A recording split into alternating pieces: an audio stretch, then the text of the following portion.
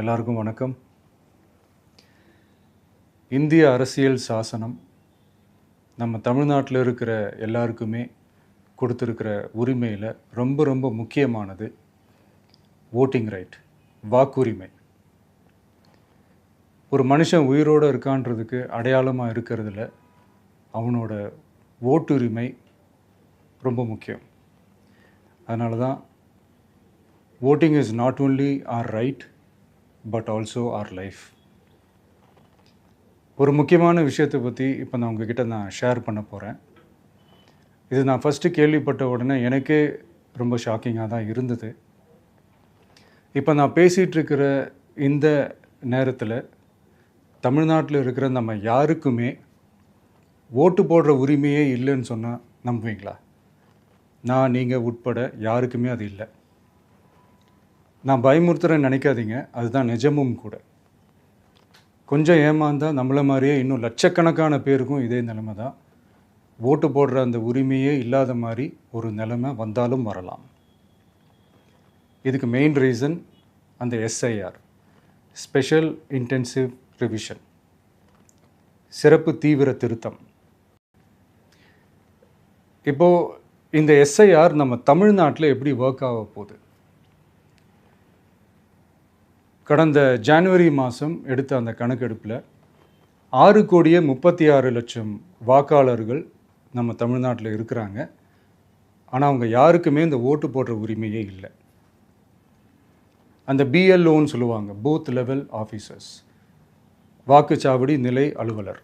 அவங்க தான் வீடு வீடாக போய் அந்த ஃபார்மை கொடுப்பாங்க. அதை நம்ம ஃபில்அப் பண்ணி கொடுக்கணும். அதை தேர்தல் ஆணையம் அதை எடுத்துகிட்டு போய் அதை ஸ்க்ரூட்டினைஸ் பண்ணி அது எல்லாமே கரெக்டாக இருக்கான்னு செக் பண்ணி பார்த்ததுக்கப்புறம் அந்த வாக்காளர் பட்டியலை வெளியிடுவாங்க. அந்த வாக்காளர் பட்டியலில் நம்ம பேர் இருக்கணும், அப்போ தான் நம்மளால் ஓட்டு போட முடியும். அந்த புது பட்டியல் வர்ற வரைக்கும் நம்ம வாக்காளர்களான்றது அது உறுதியே செய்ய முடியாது. இன்கேஸ் அந்த புது பட்டியலில் நம்ம பேர் இல்லைன்னா அது ஒரு தனி ப்ராசஸ், அது ஒரு தனி ஃபார்ம், அது ஒரு தனி கிளைம்ன்ற மாதிரி அது ஒரு வேறு வேலை. ஸோ இந்த மாதிரி நிறையா சிரமங்கள் குழப்பங்கள் இருக்கிறதுனால மக்களுக்கு இது மேலே ஒரு கன்ஃபியூஷன் ஒன்று இருக்குது. இது என்ன வெரிஃபிகேஷனா இல்லை ஒரு மறைமுக ரீரெஜிஸ்ட்ரேஷனா இல்லை இது ஒரு நியூ ரெஜிஸ்ட்ரேஷன் மாதிரியே தானா அப்படின்ற மாதிரி நிறைய கன்ஃபியூஷன் இருக்குது. அவங்க செய்ய வேண்டியதெல்லாம் ஒன்று தான்.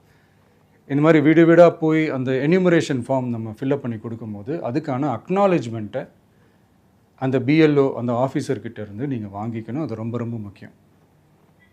இது நான் சொல்கிறது வாக்காளர் பட்டியலில் ஆல்ரெடி உங்கள் பேர் இருக்கிறவங்களுக்கு நான் சொல்கிறேன். இப்போ புது வாக்காளர்கள், ஃபஸ்ட் டைம் ஓட்டர்ஸ், அவங்களுக்கு ஃபார்ம் 6ன்னு ஒன்று இருக்குது. அதை நீங்கள் ஃபில்அப் பண்ணி நீங்கள் உங்கள் ஏரியாவில் இருக்கிற சம்மந்தப்பட்ட அந்த உங்கள் அலுவலகத்தில் நீங்கள் டைரெக்டாகவும் சப்மிட் பண்ணலாம், இல்லை நீங்கள் ஆன்லைன்லேயும் சப்மிட் பண்ணலாம். அப்படி ஆன்லைனில் நீங்கள் சப்மிட் பண்ணிங்கன்னா அதுக்கான ஸ்க்ரீன்ஷாட்டை எடுத்து வச்சுக்கோங்க. ஃபோனில் மெசேஜ் வரும், அதை சேவ் பண்ணி வச்சுக்கோங்க. அப்ராடில் இருக்கிறவங்க கூட அந்த எஸ்ஏஆர் ஃபார்மை டவுன்லோட் பண்ணி நீங்கள் அதை ஃபில்அப் பண்ணி சப்மிட் பண்ணலாம். அதுக்கான அக்னாலேஜ்மெண்ட்டை வாங்கி வச்சுக்கோங்க. ரொம்ப முக்கியமாக உங்களோட பிஎல்ஓ அந்த ஆஃபீஸர் யாருன்னு தெரிஞ்சு வச்சுக்கோங்க. இந்த தேர்தல் ஆணையம் அந்த வெப்சைட்டில் போனீங்கன்னா அந்த பர்டிகுலர் பிஎல்ஓ ஆஃபீஸரோட ஃபோன் நம்பர் கூட நீங்கள் எடுத்து வச்சுக்கலாம். இன்கேஸ் உங்களை யாரையும் ரீச் பண்ணலை, இல்லை உங்களுக்கு அந்த ஃபார்ம் கிடைக்கல அப்படின்னா நீங்கள் அவரை காண்டாக்ட் பண்ணி அந்த ஃபார்மை வாங்கி நீங்கள் ஃபில்அப் பண்ணி நீங்கள் சப்மிட் பண்ணலாம். ரொம்ப முக்கியமாக அதுக்கான அக்னாலேஜ்மெண்ட்டை வாங்கி வச்சுக்கோங்க. இது எல்லாமே சரியாக செஞ்சாலும் இந்த எஸ்ஐஆர் மேலே சில டவுட்ஸ் இருக்குது. அது என்னென்னா, இந்த 6,36,00,000 வாக்காளர்களுக்கு ஒருத்தர் விடாமல் இந்த ஒரே மாதத்துக்குள்ளே எப்படி எல்லாருக்குமே அந்த ஃபார்ம் போய் ரீச் ஆகும்? ஒன்று. ரெண்டாவது, நீங்கள் வரும்போது வீட்டை பூட்டிட்டு வேலைக்கு போயிட்டு என்ன பண்ணுறது?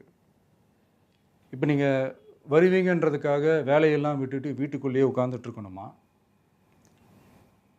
ஸோ இதில் மெயினாக பாதிக்கப்பட போகிறது உழைக்கிற மக்கள், ஏழைகள், வேலைக்கு போகிற பெண்கள். இவங்களுக்கு யார் கரெக்டான அந்த பதில் சொல்ல போகிறது? ஒரு நியாயமான எஸ்ஐஆர்னால் என்ன நடக்கணும்? இப்போது இறந்து போனவங்களை மார்க் பண்ணி அதுலேருந்து டிலீட் பண்ணணும். இப்போ போலி வாக்காளர்கள் இருந்தாங்கன்னா அவங்கள மார்க் பண்ணி டிலீட் பண்ணணும். இப்போ ஆல்ரெடி ஓட்டு இருக்கிறவங்களுக்கு எதுக்கு இந்த ரெஜிஸ்ட்ரேஷன் என்ற பேரில் இவ்வளவு குழப்பங்கள் அப்படின்றது தான் எங்கள் கேள்வி.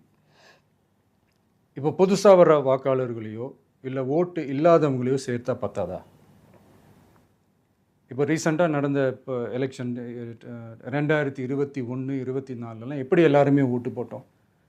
அதில் ஓட்டு போட்டவங்க கூட இப்போ புதுசாக ரெஜிஸ்டர் பண்ணணும்னா அது ஏன் அந்த கன்ஃபியூஷன் அப்படின்றதான் நாங்கள் கேட்குறோம். அதனால தான் நாங்கள் எஸ்ஐஆரை எதிர்க்கிறோம். இப்போ புதுசாக சில கம்ப்ளைண்ட்ஸ்லாம் வர ஆரம்பிக்குது. அது என்னென்னா முக்கியமாக நம்மளுடைய டிவிகே தோழர்களுக்கு அந்த ஃபார்ம் கிடைக்க மாட்டேங்குது, கொடுக்க மாட்டேன்றாங்க அப்படின்ற சில கம்ப்ளைண்ட்ஸ். இது யார் பண்ணுறாங்க அப்படின்றது நான் தான் சொல்லி தெரிய வேணும்னு ஒன்றும் அவசியம் இல்லை உங்களுக்கு. இப்போ இருக்கிற ஆட்சியாளர்கள் அவங்களுக்கு கைப்பாவையாக இருக்கக்கூடிய சில பேர் வந்து இதை செய்ய ஸ்டார்ட் பண்ணியிருக்கிறாங்க. அதனால் மைடியர் வர்ச்சுவல் வாரியர்ஸ், இதை வந்து சாதாரணமாக எடுத்துக்காதீங்க. இது எல்லாருக்குமே அந்த ஃபார்ம் போய் ரீச் ஆகணும். இதில் ரொம்ப உறுதியாக இருங்க. அதையும் மீறி உங்களுக்கு அந்த ஃபார்ம் கிடைக்கலன்னா இருக்கவே இருக்கும் ஆன்லைன். தேர்தல் ஆணையம் அந்த வெப்சைட்டில் போய் அந்த ஃபார்மை டவுன்லோட் பண்ணி நீங்கள் ஃபில்அப் பண்ணி சப்மிட் பண்ணலாம். உங்கள் வீட்டில் இருக்கிறவங்களுக்கு நீங்கள் செஞ்சு கொடுங்க, பக்கத்து வீட்டில் இருக்கிறவங்களுக்கு செஞ்சு கொடுங்க, தெரிஞ்சவங்களுக்கு, தெரியாதவங்களுக்கு, பழகினவங்களுக்கு, பழகாதவங்களுக்கு எல்லாருக்குமே நீங்கள் தயவு செஞ்சு கொடுங்க. அண்ட் ரொம்ப முக்கியமாக நம்ம ஜென்சி கிட்ஸ், நம்ம ஃபஸ்ட் டைம் ஓட்டர்ஸ், நம்ம புது வாக்காளர்கள், நம்ம நண்பா நண்பிகள், அவங்க ரொம்ப கேர்ஃபுல்லாக இருக்கணும். நான் ஆல்ரெடி சொன்ன மாதிரி உங்களுக்கான ஃபார்ம், அந்த ஃபார்ம் நம்பர் 6, அதை கரெக்டான டீட்டெயில்ஸோட கரெக்டான உங்கள் டாக்குமெண்ட்ஸை வச்சு அதை சப்மிட் பண்ணுங்கள்.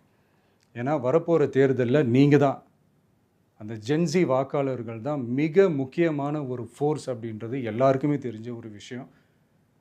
அதனால் உங்களை டிஸ்டர்ப் பண்ணுறதுக்கு, உங்கள் பேரை அதில் இன்க்ளூட் பண்ணாமல் செய்கிறதுக்கு என்னென்ன வேலைகள் செய்யணுமோ, என்னென்ன தில்லுமுள்ளு வேலைகள் செய்யணுமோ எல்லாமே அவங்க செய்வாங்க. இது நமக்கு எல்லா திசையிலையும் எல்லா பிரச்சனைகள் கொடுத்துட்டு தானே இருக்கிறாங்க. அது டிஃபால்ட்டாக நடந்துட்டு தான் இருக்கும். அது ஒன்றும் பண்ண முடியாது. ஸோ அந்த மாதிரி ஓட்டு போடுற விஷயத்துலேயும் அவங்க என்ன உத்தரமராக மாறவா போகிறாங்க? இப்போ நான் சில மீட்டிங்ஸ்லலாம் ரிப்பீட்டடாக ஒரு விஷயம் நான் சொல்கிறேன்ல, 2 பேருக்கு நடுவில் தான் போட்டி அப்படின்ட்டு. அது மேடைக்கு மேடை அவங்க அதை ப்ரூவ் பண்ணிகிட்டு இருக்கிறாங்க. அதனால் தோழர்களே, வரப்போகிற தேர்தலில் நம்ம யாருன்னு காட்டணும், நம்ம பலம் என்னன்னு காட்டணும். அதுக்காக அந்த பலமான, அந்த பவர்ஃபுல்லான ஆயுதத்தை நம்ம கையில் எடுக்கணும். அந்த ஆயுதம் வேறு எதுவுமே இல்லை, ஓட்டு, வாக்கு, ஜனநாயகம். அது இருந்தால் தான் நம்ம அந்த வெற்றியை நோக்கியே நம்மளால் பயணிக்க முடியும். தமிழ்நாடே அந்த வாக்குச்சாவடி முன்னாடி திரண்டு நிற்கணும். அதை பார்த்துட்டு தமிழ்நாடே தமிழக வெற்றி கழகமா, இல்லை தமிழக வெற்றி கழகம் தான் தமிழ்நாடா அப்படின்ற மாதிரி இருக்கணும். வீடுன்னு ஒன்று இருந்தால் தான் ஓடு மாற்ற முடியும்னு அறிஞர் அண்ணா அவர்கள் சொல்லியிருக்கிறாங்க. அந்த மாதிரி ஓட்டுன்னு ஒன்று இருந்தால் தான் இந்த நாட்டையே காப்பாற்ற முடியும். அப்புறம் இன்னொரு முக்கியமான விஷயம், அந்த எனிமரேஷன் ஃபார்ம் நீங்கள் ஆன்லைனில் நீங்கள் ஃபில்அப் பண்ணும்போது அதில் ஒரு சில ப்ராப்ளம்ஸ் வர்றதுக்கு வாய்ப்பு இருக்குது. அது உங்களுடைய ஓட்டர் ஐடியில் இருக்கிற உங்கள் பேரும், ஆதார் கார்டில் இருக்கிற பேரும், அந்த ஸ்பெல்லிங், இனிஷியல்ஸ் எல்லாமே ஒரே மாதிரி இருந்தால் தான் அது அக்செப்ட் ஆகும். இல்லைன்னா அக்செப்ட் ஆகாது. அது கொஞ்சம் கேர்ஃபுல்லாக பண்ணுங்கள். அது கொஞ்சம் யூசர் ஃப்ரெண்ட்லியாக இருக்கலாமேன்னு கேட்டதுக்கு அதெல்லாம் முடியாது, அதுக்கெலாம் வாய்ப்பு இல்லை, அதுக்கெலாம் ஆளுங்க இல்லை, பண்ண முடியாதுன்னு ரிப்ளை பண்ணிட்டாங்க. ஸோ அதனால் மைடியர் டிவிகே தோழர்களே, மைடியர் ஜென்சி படை பலமே, உஷாராக இருங்க, கான்ஃபிடெண்ட்டாக இருங்க. நல்லதே நடக்கும்.